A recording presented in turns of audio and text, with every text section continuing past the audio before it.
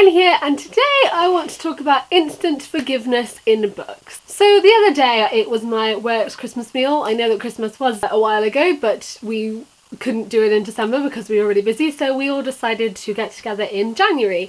And obviously working in a bookshop and working with book lovers, at some point during the evening the topic of conversation got onto books. So we were talking about different themes in books, different experiences, different characters, and we somehow got onto the topic of like tropes in books, and forgiveness was one of them, and this idea that characters in books can sometimes be instantly forgiven for things that in real life they probably wouldn't be instantly forgiven for. So we were talking about books that this happens in, characters that this happens with, and good examples of real forgiveness and real talking through things. A really interesting discussion with some of the people that I worked with, and I thought I would turn it into a video.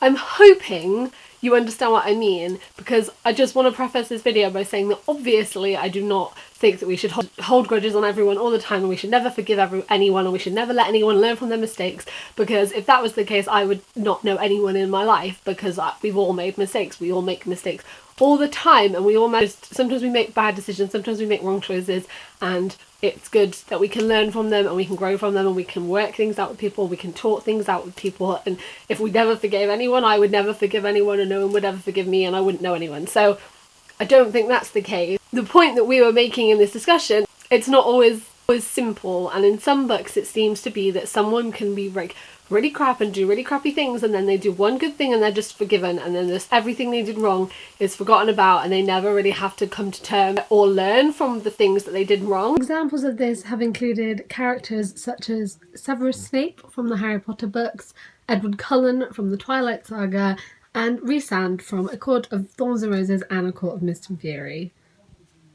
I think one of the good examples is actually Magnus and Alec in the Immortal Instruments series. Without spoiling it, because I don't want to spoil it, in City of Lost Souls, Alec does something which is pretty questionable. Because of that, something happens between him and Magnus doesn't just forgive Alec straight away. There isn't like a, oh, that's fine, like, you're sorry, okay, that's fine. Like, they have to talk things out and think about things and think about themselves and each other and their position in each other's lives and how they feel about that. By the time you get to the end of City of Heavenly Fire, you feel like there's like a definite conclusion, and that Alec has learnt from it, Magnus has learnt from it. They both really learnt from the mistakes that they'd made and the things that they'd done. So I think for them to have that thing where they had the time apart, they had the discussion, they like spoke about things, I think that was really important, and I think it's really important that we promote like having those discussions. What from my experience with like forgiveness, and whether or not it's me forgiving someone or someone forgiving me, that it's important to talk things out and to understand why someone's upset with you, or have someone understand why you're upset with them, and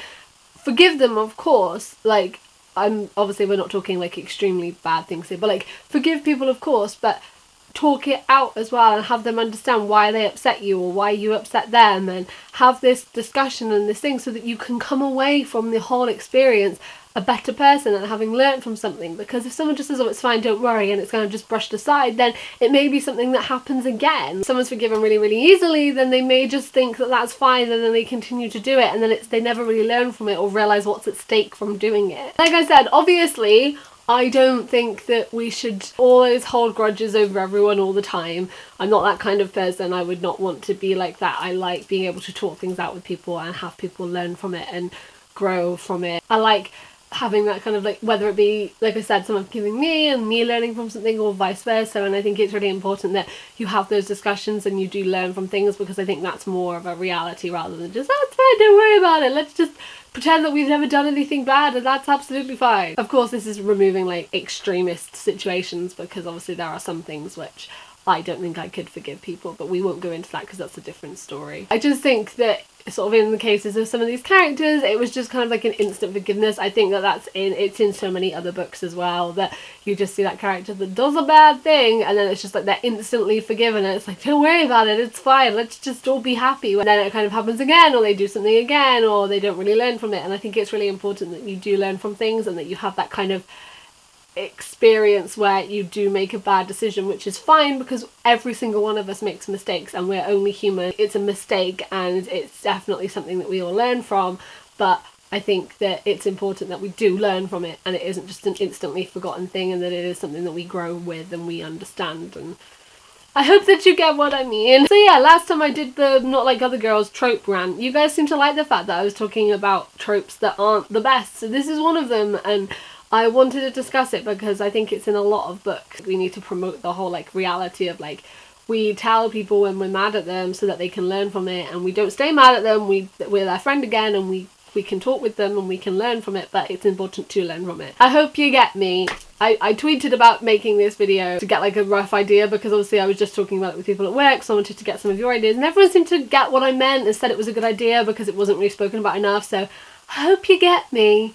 I hope you get me. I would love to know your thoughts on this discussion down below. I really enjoyed having the conversation with the girls from work, so I would really like to have that discussion. If you're new here, I make bookish videos a couple of times a week, so if you would like to stick around and join us, then you can do that. And as usual, all my links will be in the description below if you would like to come hang out with me on the social medias. Thank you guys for watching. I hope you're doing really, really, really well, and I will see you next time. Goodbye!